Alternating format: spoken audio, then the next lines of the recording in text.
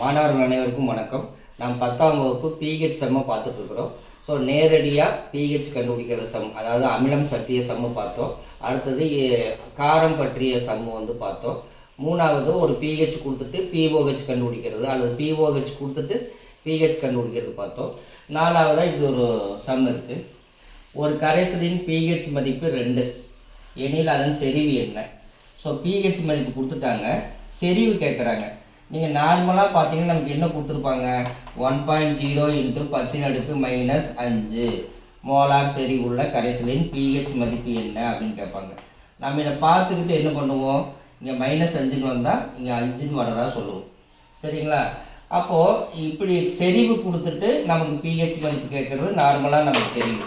ஆனால் இங்கே பாருங்கள், பிஹெச் மதிப்பு கொடுத்துருக்குறாங்க, செறிவு வந்து கேட்குறாங்க. சரிங்களா? அப்போ இங்கே 5ன்னு வந்தால் செறிவு என்னவாக இருக்குது, 1.0 × 10⁻⁻5 வருது. அப்போ பிஹெச் மதிப்பு 2ன்னு இருந்தால் அதோட செறிவு என்னவாக இருக்கும்? Very good, 1.0 × 10⁻². இவ்வளோதாங்க ஆன்சரு. இதை எப்படி போடலான்னு நம்ம பார்த்துடலாம். பிஹெச் 2 கிவன் டேட்டா, பிஹெச் கொடுத்துட்டாங்க. செறிவு என்ன? கான்சன்ட்ரேஷன் ஆஃப் H+ என்ன? இதுதான் கொஸ்டின். ஓகேங்களா? இதை கண்டுபிடிக்கும். ஸோ pH =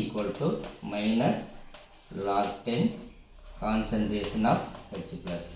அப்போ நம்ம எதை கண்டுபிடிக்கணுமோ அதை லெஃப்ட் சைடு வச்சுக்கலாங்க. -log10 concentration of H+ = pH. அது புதுசாக இருக்குன்னு பார்க்காதீங்க, ஏற்கனவே இருக்கிற ஈக்குவேஷனை மாற்றி எழுதியிருக்கிறேன். ஏன்னா எதை கண்டுபிடிக்கணுமோ அதை எப்போவுமே லெஃப்ட் சைடு வச்சுக்கணும்.